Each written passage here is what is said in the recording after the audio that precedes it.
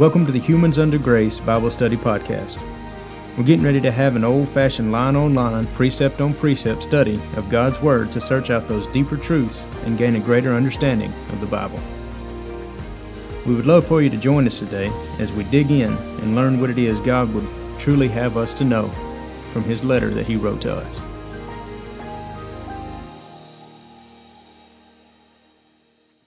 All right, God bless you and welcome into this episode of the Humans Under Grace Bible Study. We're going to be picking it up in Genesis chapter 24 today.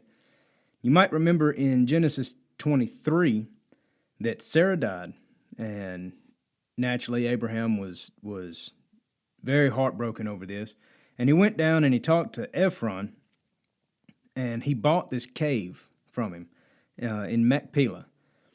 And Ephron wasn't wanting to sell it to him because he said it's only 400 shekels. It's no big price. You know, what is that between the two of us? But Abraham insisted that it go through as a true purchase, that he got, the title and he did everything right on that. And the importance of that is still to this day in Hebron, there's a cave called the Cave of the Patriarchs, and it's believed to be that tomb that still holds Abraham, Sarah, Isaac, Jacob, and Rebekah and Rachel, I believe. So anyway, as we pick it up here in 24, Abraham's getting on up in age now as well, and Isaac's still not married. So we're going to see how this starts to play out and how Rebekah comes into the picture. So we ask for that clarity and understanding from our Father in Jesus' name. Chapter 24, verse 1. And Abraham was old and well stricken in age, and the Lord had blessed Abraham in all things. At this point, he's about 140 years old. And Abraham said unto his eldest servant of his house, that ruled over all that he had, Put, I pray thee, thy hand under my thigh, and I will make thee swear by the Lord, the God of heaven and the God of earth, that thou shalt not take a wife unto my son of the daughters of the Canaanites, among whom I dwell. But thou shalt go unto my country, and to my kindred, and take a wife unto my son Isaac. So what he's saying here, first of all, this put thy hand under my thigh. What this is doing, this is an old custom, and basically it's swearing on the future generations. It's kind of like saying, you swear on your children to do this. And so it's a very important oath, I guess you could say. And so to go back to the country where he came from, to the country of his people, this is go back to Haran, where Terah died. And because he don't want his children, he don't want Isaac to intermingle with the Canaanites. You remember, they mixed up with the Nephilim, and they are, going against God's will, because that's the fallen angels that have come down there and mixed with them. That's Satan's attempt to snuff out this perfect genealogy from Adam to Christ. And so he don't want to get tangled up in that. He knows the importance of his genealogy and the generations after him. So he wants to make sure to keep that line clean. Verse 5, And the servant said unto him, Peradventure the woman will not be willing to follow me into this land. Must I needs bring thy son again unto the land from whence thou camest? And Abraham said unto him, Beware thou that thou not bring my son thither again. Now he also don't want Isaac to go to this place, because the Haran that they're talking about here, or they're going to say Mesopotamia here in a minute, but where that is, it's on the outskirts of the Babylonian Empire. And they worship all kind of different deities, mainly a moon god.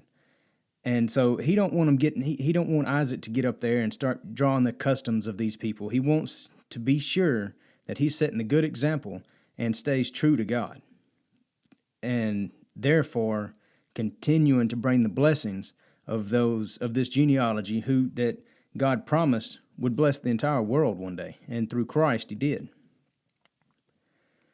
Verse 7.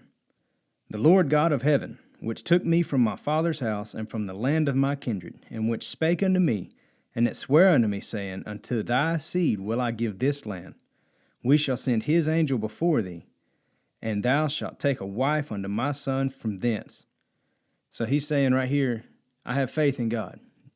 Hebrews chapter 11 is known as the faith chapter, and it really plays into showing how much faith Abraham had. And through faith, Abraham was called friend of God. Verse 8, and if the woman will not be willing to follow thee, then thou shalt be clear from this my oath. Only bring not my son thither again. So, if he goes up there and he finds a woman, but she won't come back, well, then he did his job. He can come back and be cleared.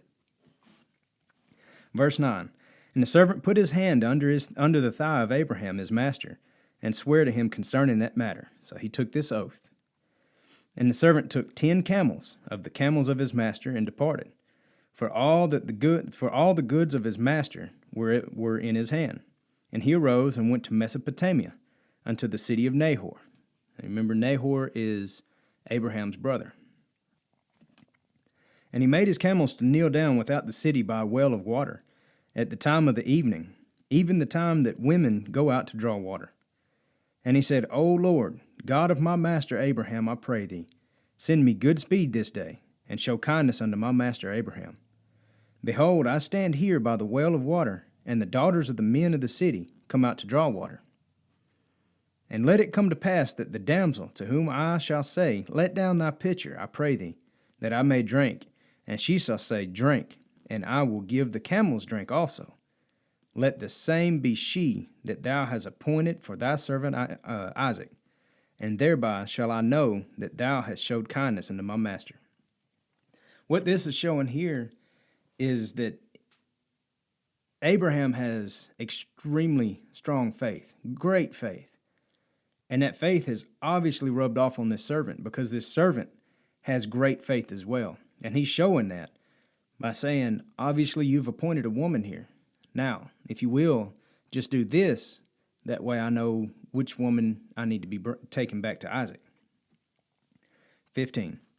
And it came to pass before he had done speaking, that quick, before he was even through, that behold, Rebekah came out, who was born to Bethuel, son of Milcah, the wife of Nahor, Abraham's brother, with her pitcher upon her head. And the damsel was very fair to look upon, a virgin, neither had any man known her. And she went to the well and filled her pitcher and came up. And the servant ran to meet her and said, Let me, I pray thee, drink a little water of thy pitcher. And she said, Drink, my lord. And she hasted and let down her pitcher upon her hand and gave him drink. And when she had done giving him a drink, she said, I will draw water for thy camels also, until they have done drinking. That's exactly what this servant had asked God to provide for him. That's that kind of code, I guess you could say. Verse 20. And she hasted and emptied her pitcher into the trough and ran again unto the well to draw water, and drew for all his camels. She didn't meander down there. She didn't take her time. She ran and drew this water. And the man, wondering at her, held his peace, to wit whether the Lord had made his journey prosperous or not.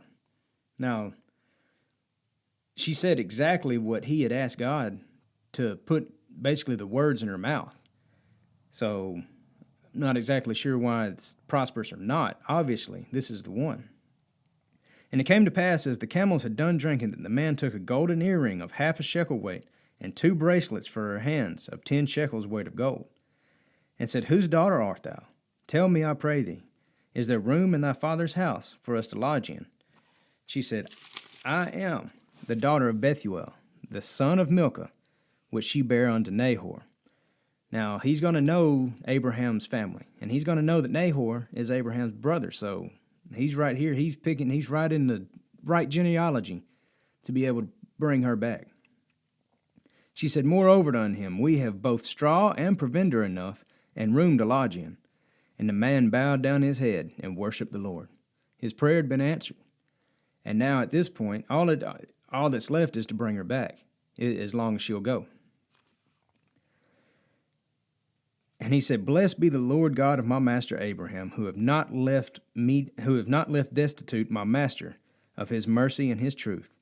I being in the way, the Lord led me to the house of my master's brethren. And the damsel ran and told them of her mother's house these things. And Rebekah had a brother, and his name was Laban. And Laban ran out unto the man unto the well. Now we're going to hear a lot more of Laban here in just in starting about chapter 28.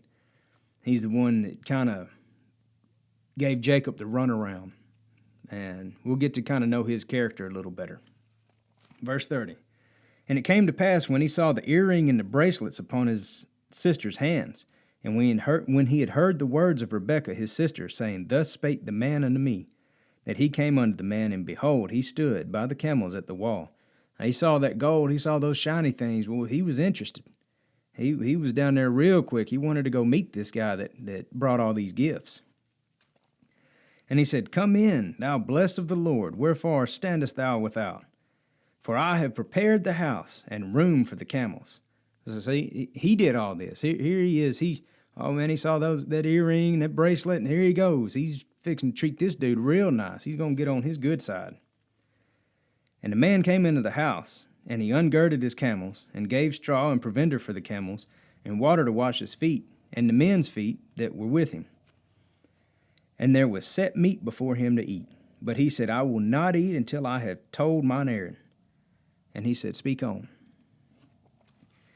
And he said, I am Abraham's servant, and the Lord hath blessed my master greatly, and he is become great. And he hath given him flocks and herds, and silver and gold, and men servants and maid servants, and camels and asses. And Sarah, my master's wife, bare a son to my master, when she was old, and unto him hath he given all that he hath. Now, you know, Laban, them dollar signs just ringing up over there in his head. He's listening to this, and he's thinking, oh, man, looky here. My sister's, he's got his eye on my sister, and he's got all this land down there, and his master's just rich as anything, just been blessed, and he's going to give it all to his son. Oh, yeah, we got to make this deal work. We got to do something here. That's just too many dollar signs to let loose.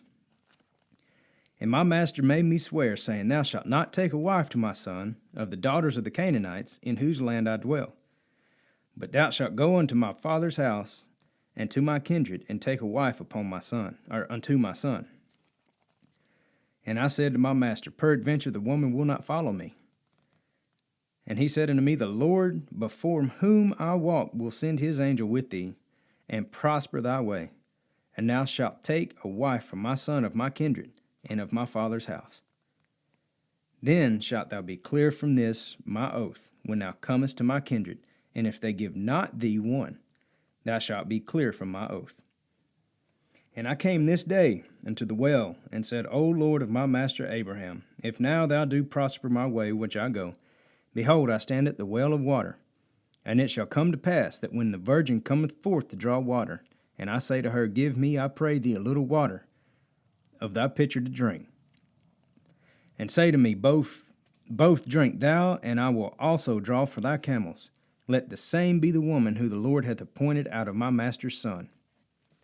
And before I had done speaking in my heart, wasn't speaking out loud, but as you could say he was silently praying over here. Behold, Rebekah came forth with her pitcher on her shoulder, and she went down into the well and drew water. And I said to her, Let me drink, I pray thee. And she made haste, and let down her pitcher from her shoulder. And she said, Drink, and I will give thy camels drink also. So I drank, and she made the camels drink also. And I asked her, and said, Whose daughter art thou? And she said, The daughter of Bethuel, Nahor's son, whom Milcah bare unto him. And I put the earring upon her face, and the bracelets on her hands. And I bowed down my head, and worshipped the Lord, and blessed the Lord God of my master Abraham, which had led me in the right way, to take my master's brother's daughter unto his son. Now, this is also showing that just as soon as this prayer was answered, he didn't hesitate. He bowed down and worshiped God right then. He gave thanks. He was appreciative. Verse 49. And now, if you will deal kindly and truly with my master, tell me. If not, tell me, that I may turn to the right hand or to the left. Then Laban and Bethuel answered and said, The thing proceedeth from the Lord. We cannot speak unto thee good or bad. So what they're saying is, obviously God has this set up. We can't interfere with that. If it's God's will, that's what's gonna happen. Behold, Rebekah is before thee. Take her and go, and let her be thy master's son's wife, as the Lord hath spoken. Now, at least they have enough sense here to acknowledge that they can't go against God's will. We find out in, I believe it's chapter 29, 30, that they worship several different gods here. They have idols and their own altars and all that kind of stuff. But at least they have, the sense to know that God spoke, so you may as well just do what he wants. There's no fighting against it. And it came to pass that when Abraham's servant heard these words, he worshipped the Lord, bowing himself to the earth. Again, as soon as he heard the words, he praised God. He gave thanks. Verse 53. And the servant brought forth jewels of silver and jewels of gold and raiment, and gave them to Rebekah. And he gave also to her brother and to her mother precious things. And they did eat and drink, he and the men that were with him, and tarried all night. And they rose up in the morning, and he said, Send me away unto my master. And her brother and her mother said, Let the damsel abide with us a few days at least, 10. After that she shall go. And he said unto them, Hinder me not, seeing the Lord hath prospered my way. Send me away that I may go to my master. So, you've already said, this was God's will that this was going to happen. Let's go ahead and get it going, Let me get on back. And they said, We will call the damsel and inquire at her mouth. And they called Rebekah and said unto her, Wilt thou go with this man? And she said, I will go. She's ready to go. And they sent away Rebekah, their sister, and her nurse, and Abraham's servant and his men. And they blessed Rebekah, and said unto her, Thou art our sister. Be thou the mother of thousands of millions, and let thy seed possess the gate of those which hate them. And Rebekah arose, and her damsels, and they rode upon the camels, and followed the men. And the servant took Rebekah, and went his way. And Isaac came forth, and came from the way of the well, Lahairoi, for he dwelt in the south country. And Isaac went out to meditate in the field at the eventime, and he lifted up his eyes and saw, behold, the camels were coming. And Rebekah lifted up her eyes, and when she saw Isaac, she lighted off her camel. She's ready to go meet this guy. For she had said unto the servant, What man is this that walketh in the field to meet us? And the servant had said, It is my master. Therefore she took a veil and covered herself. And the servant told Isaac all things that he had done. And Isaac brought her into his mother Sarah's tent, and took Rebekah, and she became his wife. And he loved her, and Isaac was comforted after his mother's death. So, you see here, this whole thing, Abraham and the servant, and even Laban and Bethuel and Rebekah, they inquired of God through this entire thing to make sure that they were staying in his will, that they were not going about their own business, but to make sure that it's such an important thing that this genealogy was passed down precisely the way God wanted it to be, that God's hand was on this the entire time. And every step of the way, they were praying, and they were praising, and they were asking God for guidance. And that's what we should do.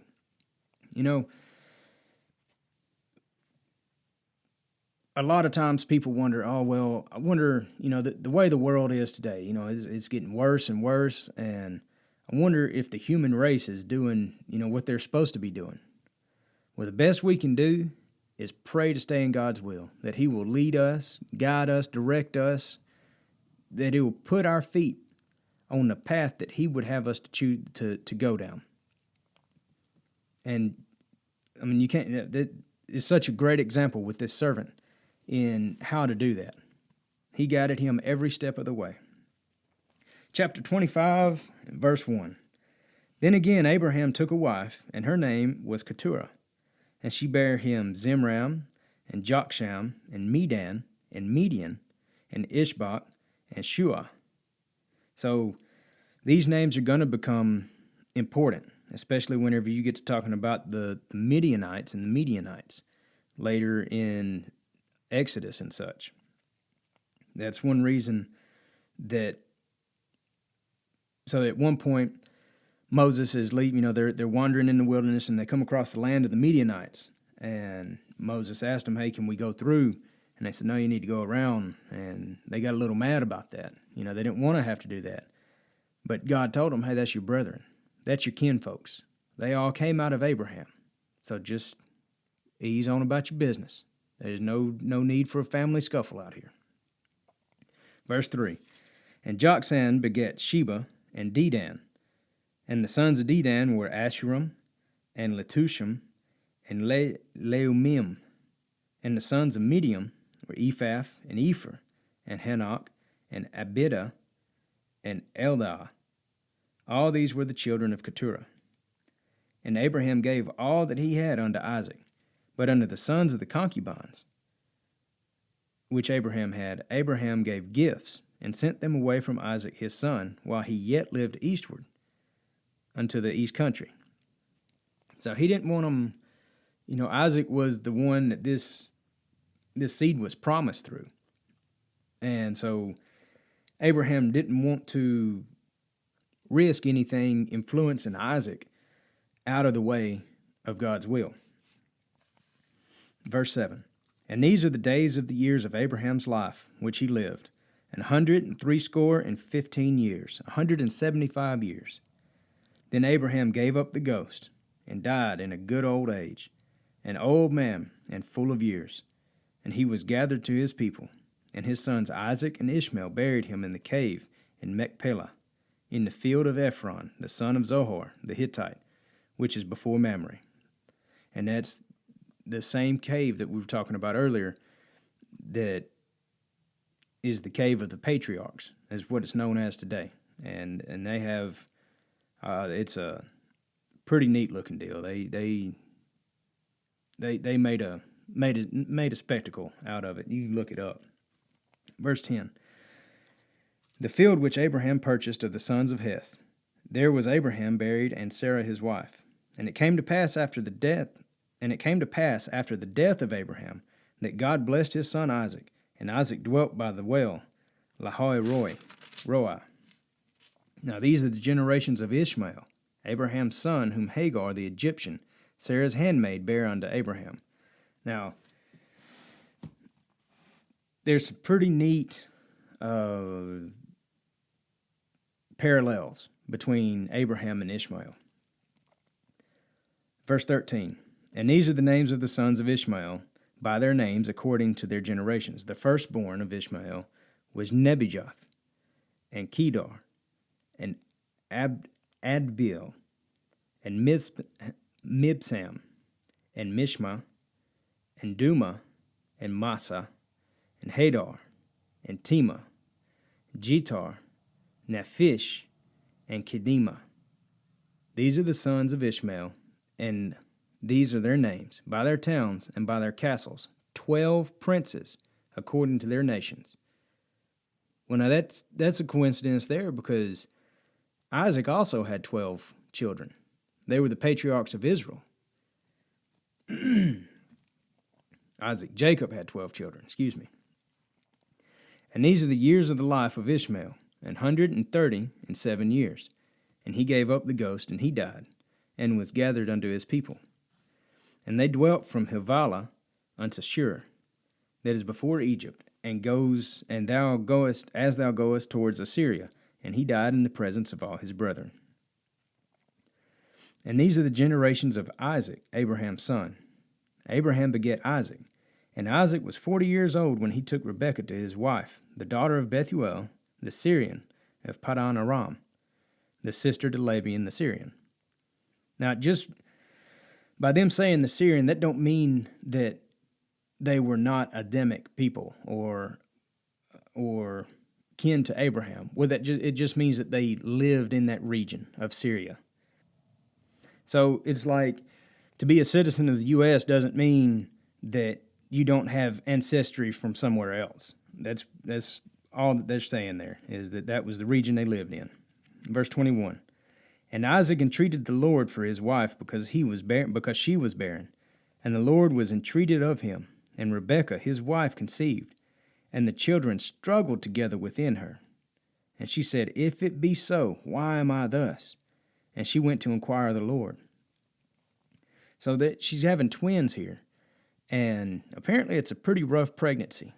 She knows something's not right.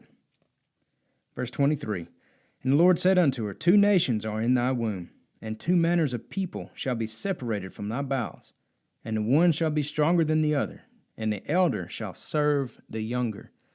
And we have prophecy there straight from God, that the elder will serve the younger. Now, this is getting into Jacob and Esau, and everybody comes down pretty good on Jacob. But God said right here that Esau was going to serve him. Verse 24, And when her days were to be delivered were fulfilled, behold, there were twins in her womb. And the first came out red all over, like an hairy garment, and they called his name Esau. And Esau means red. 26, And after that came his brother out, and his hand took hold of Esau's heel, and his name was called Jacob. And Isaac was 80 years old when she bare them. So Jacob was contending from the beginning. He had a hold of Esau's heel. He wasn't letting him get away. He was right there with him. And the boys grew, and Esau was a cunning hunter, a man of the field, and Jacob was a plain man dwelling in tents. And Isaac loved Esau because he did eat of his venison, but Rebekah loved Jacob. And Jacob sawed pottage, and Esau came from the field, and he was faint. So Esau's been out there hunting, and he didn't catch him anything this day. And Jacob's in there. He's done got him this big old bowl of lentils, I guess you could say. And man, it just smelt good on the old Esau. Verse 30, And Esau said to Jacob, Feed me, I pray thee, with that same red pottage, for I am faint. Therefore his name was called Edom. And Jacob said, Sell me this day thy birthright. Now, a birthright is a very, very important thing. You know, that is basically the title of everything. If your birthright is, you're supposed to respect that. And so Jacob's telling him, if you're really that hungry, just sell me your birthright. Verse 32, And Esau said, Behold, I am at the point to die, and what profit shall this birthright be to me? He obviously don't care a whole lot about it. And Jacob said, Swear to me this day. And he swore unto him, and he sold his birthright unto Jacob. Then Jacob gave Esau bread and pottage of lentils, and he did eat and drink, and rose up and went his way. Thus Esau despised his birthright.